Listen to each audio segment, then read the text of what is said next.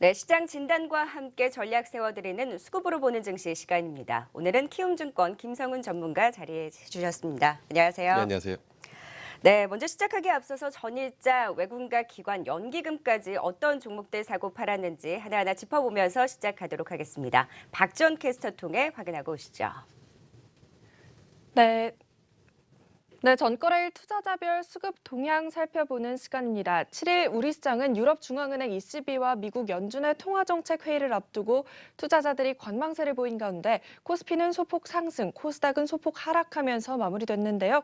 코스피 지수는 기관의 매도세에도 불구하고 개인과 외국인의 매수세에 힘입어 0.1% 강보합 마감했습니다. 먼저 코스피 시장 외국인 순매수 및 순매도 상위 종목들 확인해 보시죠.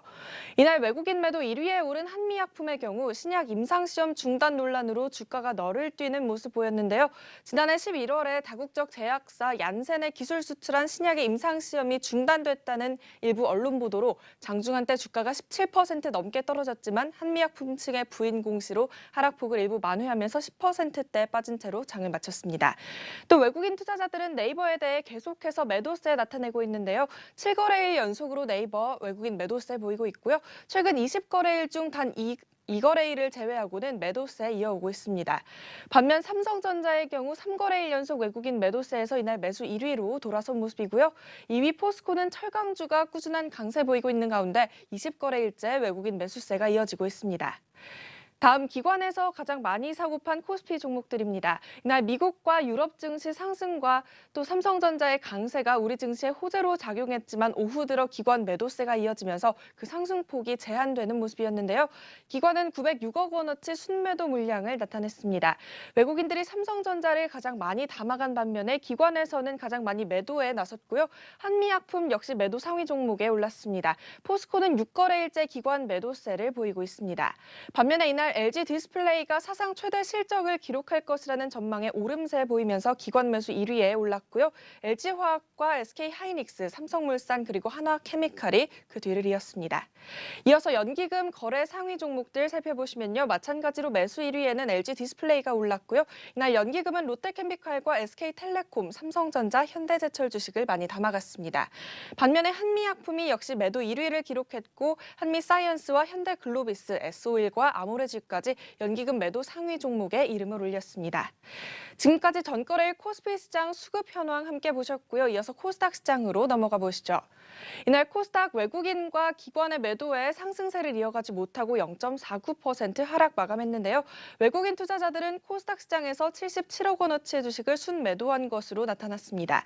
이날 엔터주가 대체로 상승세 보인 가운데 CJ-ENM이 외국인 매수 1위에 올랐고요. 뉴트리바이오텍과 홈캐스트 등이 그 뒤를 이었습니다. 반면 이날 한미약품 여파로 셀트리온과 메디톡스, 바이로메드 등 제약 바이오주들에 대한 외국인 매도세가 나타났습니다. 다음 코스닥 시장에서 기관이 많이 사고판 종목들입니다. 기관이 39억 원어치 순매도 물량 보인 가운데 애니젠과 신라젠, 셀트리온, 메디톡스 등이 매도 상위 종목에 이름을 올렸고요. 반면 지스마트 글로벌이 이틀간의 기관 매도세를 뒤로하고 이날 매수세로 돌아서면서 1위 기록했습니다. 기관 역시 CJ-ENM 주식 많이 사들이는 모습이었고요. ST팜과 W게임즈, 솔브레인이 그 뒤를 이었습니다. 코스닥 시장 연기금 거래 상위 종목 매수 1위에는 코오롱 생명과학이 이름을 올렸고요. 제약바이오주의 약세에도 불구하고 바이로메드가 연기금 매수 2위를 기록했습니다. 이날 연기금 순매도 상위 종목들로는 셀트리온과 카카오 등이 있었습니다. 마지막으로 공매도 비중 상위 종목들입니다. 먼저 이날 코스피 시장에서는 BGF 리테일과 LG 생활건강, 우선주, 그리고 현대그린푸드, 오뚜기, 동아 ST까지 공매도 비중이 확대된 것으로 나타났고요. 이어서 코스닥 시장까지 보시면요. 삼천리 자전거와 한국정보인증, 바텍, 디오, 그리고 루트로닉이 공매도 비중을 높인 것으로 확인됐습니다. 지금까지 전일장 투자자별 수급 동향 함께 짚어드렸습니다. 네, 종목별로 좀 수급 흐름을 자세하게 짚어봤습니다. 참 20일 기대감으로 해외 시장은 랠리를 보이고 있는 반면에 우리 시장은 너무 힘을 내주지 못하는 것 같아요. 특히나 어제 또 한미약품발 약제, 불확실성도 나오면서 제약 바이오들이 낙폭을 키우면서 코스닥 시장이 또 부담으로 작용을 했잖아요. 네. 그나마 뭐 코스피 시장 외국인이라든지 연기금 수급이 좀 받쳐주고 있는 상황인데 좀 전반적으로 수급적인 상황과 함께 시장 흐름 어떻게 판단하셨나요? 네, 일단 개인과 외국인들은 일단 매수하는 그냥 네. 형태의 흐름을 좀 보여줬는데요. 기관 같은 경우가 이제 매도로 많이 잡혔는데 사실 기관의 매도는 금융투자의 매도가 크게 전개가 되면서 그로 인한 영향이 컸다 이렇게 말씀을 좀 드릴 수 있을 것 같아요. 그러나 투신과 연기금 쪽은 오히려 매수를 들어왔다라는 측면에서 봤을 때에는 기관의 매도가 그렇게 부담스럽지는 않았다라고 그렇게 말씀을 좀 드릴 수 있을 것 같고요. 외국인들 매매 동향 자체를 보면은 시가총액 상위권 종목들 위주로 매매 진행되는 부분을 확인할 수 있지 않았을까 이렇게 좀 판단이 좀 되고 있고 또 제약바이오 쪽에 대한 부분과 일부 기술주 쪽에 대한 그 매도가 있는 그러한 부분을 좀 확인할 수가 있었는데 재밌는 거는 기관 같은 경우는 뭐 제약주와 업종 대표주 쪽 그러니까 외국인들이 매수했던 업종 대표주 쪽으로는 오히려 매도하는 형태 흐름을 좀 보여줬고 하지만 그 업종 내 2등 관련주들 쪽으로는 오히려 좀 집중 매수하는 그러한 부분을 확인하면서 외국인들과 기관의 온도차가 좀 다르구나라는 부분을 좀 확인할 수가 있었고요. 그리고 이제 코스닥 시장 같은 경우는 현재 개별성 종목이 계속적으로 전개가 되고 있다라는 부분을 다시 한번 좀 확인시켜준 어제의 시장이었다. 이렇게 수급적인 부분에서는 이렇게 볼 수 있을 것 같습니다. 네, 뭐 삼성전자는 외국인과 연기금이 매수세를 이어가면서 사상 최고가 행진을 이어가고 있는 반면에 한미약품 필두로 제약바이오주 전반적으로는 좀 매도세가 강했던 시장이었고요. 여전히 뭐 가는 종목들이 가는 것 같아요. 그렇죠. 화학, 철강, 일부 IT주들의 수급은 좀 견조했던 반면에 네. 여전히 좀 성장주들은 좀 고전을 면치 못하고 있는 부분. 그래도 어제 좀 엔터주들의 반등도 눈에 띄었던 것 같은데요. 그렇죠. 예. 전반적으로 근데 이제 코스닥 시장 하방 압력이 좀 강한 가운데 어제 또 580선마저 깨고 내려갔잖아요. 좀 이런 부분들 지수적으로는 좀 어떻게 보셨어요? 사실 지수적인 흐름 자체만 본다면은 기술적 반등이 전개된 상황에서 아직은 저항에 부닥치고 있다라는 부분을 좀 다시 한번 좀 느낄 수 있는 그러한 부분인데 이러한 그 힘 자체가 약할 수밖에 없었던 요인은 결국은 거래대금에서 찾을 수밖에 없다라고 말씀을 좀 드릴 수 있을 것 같아요. 지금 거래소 기준으로 3조 원 중반대의 거래대금으로는 시장이 강한 탄력을 내기에는 쉽지는 않다. 그렇다면은 하단 박스권에서 전개되는 형태의 흐름이 지금 계속적으로 전개가 되고 있는 상황이다. 이렇게 말씀을 좀 드릴 수 있을 것 같은데 문제는 코스닥입니다. 코스닥 같은 경우는 지수 하락폭이 큰 상황에서도 불구하고 반등을 하지 못하는 그러한 부분은 결국 수급이 지금 뒤를 전혀 받쳐주지 못하는 형태의 흐름이 지금 나오고 있다는 부분입니다. 그러니까 개인 혼자서 순매수를 계속적으로 진행하고 있는 상황에서 외국인과 기관의 매도가 전개되는 부분이 코스닥 시장을 계속적으로 압박하고 있는 요인이고 결국은 기술적 반등 외에는 코스닥이 지금은 쉽지 않다. 결국 코스닥 시장은 강력한 주도주 흐름 아니면은 지금 코스닥 시장을 지금 휘어잡고 있는 부분이 정치 테마주들이거든요. 그러니까 오히려 이 정치 테마주들보다는 실적주라든지 또 시장을 만들어줄 수 있는 부분이 움직여줘야지 코스닥 시장이 좀 탄력적일 수 있지 않을까 이렇게 지금 판단이 좀 되고 있기 때문에 개별성 흐름 안에서는 코스닥 지수 반등 자체는 생각보다 그렇게 반등이 좀 크지 못했던 그런 흐름이었다. 이렇게 말씀을 좀 드릴 수 있을 것 같습니다. 네, 뭐 거래 시간 30분 연장이 무색하게 거래 대금도 활성화되지 않고 거래가 굉장히 좀 부진한 흐름을 보이고 있는 상황입니다. 이 안에서 그만큼 좀 투자 심리가 위축되어 있다라는 부분들이 확인이 되고 있고요. 그것이 또 코스닥 시장에 여실히 나타나고 있는 것 같습니다. 반면에 대형주, 뭐 삼성전자는 사상 최고가 행진을 이어가고 예. 있고 어제장도 LG 디스플레이도 굉장히 큰 폭으로 오르면서 이제는 좀 실적 개선에 대한 기대감과 함께 또 성장성에 대한 기대가 있는 종목들 중심으로 또 편중이 되고 있는 것 같아요. 그렇죠. 예. 어떻게 보셨어요? 그러니까 지금 이슈가 있는 종목군들 같은 경우는 좀 안정된 흐름을 좀 확인할 수가 있었는데 전일 같은 경우 LG 디스플레이 같은 경우는 그 4분기 실적이 사상 최대를 달성할 가능성이 상당히 높다는 측면의 흐름으로 전개가 됐고 또 기술적인 흐름에서 봤을 때에도 이동평균선이 그 밀집이 되고 나서 다시 방향성을 잡은 자리에서 호재성 재료와 함께 방향을 틀어줬다는 측면에서는 굉장히 좋은 위치였다 이렇게 말씀을 좀 드릴 수 있을 것 같습니다. 게다가 이 삼성전자가 시장을 이끌고 있는 상황이고 삼성전자 같은 경우는 기업 분사의 재료가 계속적으로 살아있는 형태를 보이면서 시장을 리딩해주고 있는 그러한 형태였었고요. 어제 같은 경우는 사실 그 시장 자체, 특히 이제 코스닥 시장에 대한 분위기도 망가뜨린 부분이 한미약품이 아니었을까라는 생각이 좀 들고 있습니다. 그러니까요. 예, 네. 이 제약바이오 쪽에 대한 부분이 이 한미약품의 루머로 인해서 큰 폭의 하락이 나오면서, 그러니까 한미약품의 하락이 상대적으로 부인했음에도 불구하고 반등을 크게 못한 이유 자체는 일단 시장 신뢰를 잃은 부분이 지금 다시 한번 좀 확인되었다 이렇게 말씀을 좀 드릴 수 있을 것 같기 때문에요. 지금 당분간 제약바이오 같은 경우는 심리적인 요인이 좀 크게 작용할 가능성이 높지 않을까 이렇게 지금 보고 있기 때문에 시장에 대한 부분 자체를 좀 선별해서 대응을 해야 되지 않을까 이렇게 보고는 있습니다. 그러니까 한미약품이 다국적 제약사인 이 얀센과의 수출학연 1조 원 규모 신약 임상시험에 좀 차질이 생겼다라는 소식이 일단 루머로 돌면서 어제장 급락세가 연출이 됐는데 일단 한미약품 측에서는 아니라고 있다고 공식적으로 예. 부인은 했잖아요. 낙폭을 줄이기는 했지만 이런 부분들이 확인되기 전까지는 또 제약바이오주 부담을 갖지 않을까 좀 우려가 되고 있는 상황인 것 같아요. 예, 예. 전반적으로 제약바이오주의 다시금 또 투자 심리가 불안해지고 있는 상황인데요. 하지만 또 전이자주 시장이 크게 오를 때 주춤했던 금융주들은 또 어제 좋은 흐름을 보였어요. 다시금 좀 매수세가 유입되고 있는 것 같은데 그렇죠. 이런 부분들도 ECB의 기대감이 좀 반영되고 있는 것이다라고 그렇죠. 봐도 될까요? 예, 그러니까 지난주에 드라기 총재가 이탈리아의 문제가 만약에 불거질 경우 준비 어느 정도의 대응할 수 있는 준비를 하고 있다라는 얘기를 해주면서 구체적인 내용은 나오지 않았지만 충분히 대응할 수 있다라는 얘기를 해줬고 오늘 ECB 통화정책회의에서 과연 그 부분이 어떻게 나오느냐에 따라서 시장의 흐름이나 방향이나 이러한 부분이 좀 더 탄력적일 수 있는 그러한 요인을 만들어 줄 텐데요. 일단 어쨌거나 현재 시점에서는 이 양적 완화가 연장될 가능성이 상당히 높다는 측면에서 금융주들이 긍정적인 그런 부분을 좀 보여줬고요. 재미있는 업종이라고 한다면 철강 업종이 아닐까라고 보여집니다. 그동안은 철강 가격의 강세로 포스코와 또 중소형 철강사들이 굉장히 강한 흐름을 보였다라면은 이제 현대제철도 동참을 하면서 전체적으로 철강 업종들이 상승 흐름을 지금 만들어나는 그러한 형태 흐름을 좀 보여주었고요. 또 유통과 그 식품 또 이 식음료 업종들이 계속적으로 방향성을 지금 잡아주려고 하는 모습들을 보여주고 있는 게 현재 시장에서는 좀 특징적인 부분이다라고 말씀을 좀 드릴 수가 있기 때문에 이러한 쪽으로도 이제 시야각을 좀 더 넓히시는 것도 필요하지 않을까 이렇게 지금 보고 있습니다.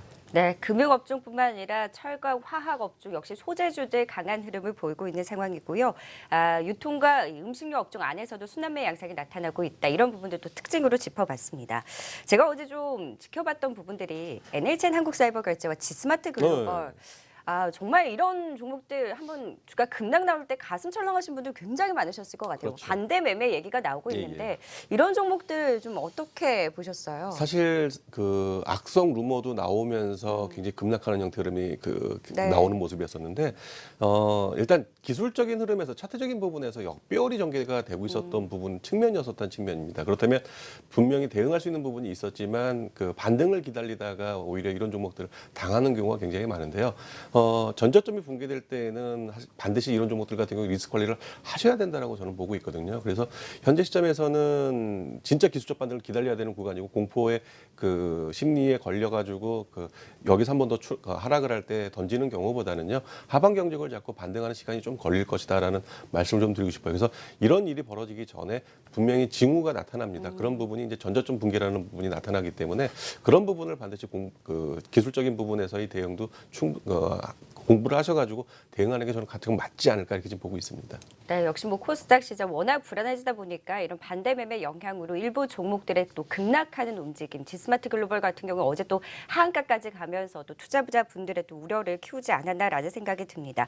그저에 좀 어느 정도의 조짐이 있는지 여부는 계속해서 체크를 하면서 뭐 대응을 할 수밖에 없죠. 뭐 그렇죠. 정말 예, 예. 안타까운 일이 아닐 수 없는 것 같습니다. 이제 좀 투자 전략을 세워봐야 될 것 같아요. 우리 시장 뭐 선물 옵션 오늘 동시 만기이기도 네. 하고요. ECB에 대한 기대보다는 좀 이런 수급적인 흐름에 좀 집중을 하면서 지켜봐야 될 것 같은데요. 좀 어떤 전략이 유효할까요? 사실 지금 국내 증시 같은 경우 가장 답답한 부분 자체가 전국 불안에 대한 부분이 국내 증시를 막고 있다라고 볼 수 있는 그런 네, 부분이거든요. 또 내일 또 박근혜 대통령 탄핵 소추안 표결까지 예정이 돼 있기 예, 예. 때문에 근데 또 역으로 생각하면요. 이런 전국 불안에도 불구하고 국내 증시가 현재의 가격, 그러니까 1900이 이탈되지 않고 1950, 60에서 지켜졌다는 측면 봤을 때에는 어떻게 보면 내성에 대한 부분 자체가 굉장히 강해졌다라고 네. 볼 수도 있지 않을까 저는 좀 그렇게 보고 있거든요. 그러니까 오히려 지금 글로벌 증시가 상승하는 부분에 따른 부분으로 못 올라가는 부분보다는 상대적으로 국내 문제가 증시에 크게 영향 안 줬다는 측면에서 봤을 때에는 저는 오히려 국내 증시도 어느 정도 안정화만 된다라면 흐름을 잡을 가능성이 좀 높지 않을까 보여집니다. 어제 같은 경우도 야간 선물 시장에서 지수가 한 2포인트 정도 올랐기 때문에 오늘 지수가 한 2,000은 회복될 걸로 지금 예상이 좀 되고 있는데요. 그러나 아직은 그 박스권의 상단이 대략적으로 한 2,020 정도 된다라고 보고 있습니다. 그렇다면 단기 위주의 일부 대응을 하시는 게 좀 더 맞지 않을까 보여지고 있고요. 정배열 진행이 되는 종목군들 같은 경우는 포지션 구간으로는 계속적으로 유지하셔도 크게 문제는 없지 않을까 이렇게 판단이 좀 됩니다. 그래서 일단 단기 위주 대응을 하시면서 추세 상승에 대한 흐름을 맞춰 나가는 게 더 맞지 않을까 보여지고 있고요.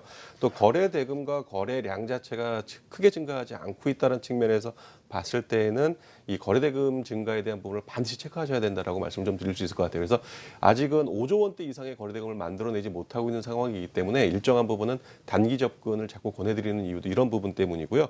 또 오늘 같은 경우 이제 만기라는 부담감도 좀 있는 그러한 상황입니다. 그래서 네. 이제 쿼드러플 위칭데이라는 부담감이 있는 상황인데 현재 그 누적 상황 자체만 본다라면은 이렇게 뭐 시장에 크게 영향을 주지는 않을 것이다라고 예상은 좀 되고 있습니다. 하지만 만기날은 예측이 하여간 그 쉽지 않다라는 네. 부분은 보이기 때문에 장중의 변동성에 따라서 움직임이 좀 좌지우지될 가능성이 높지만요.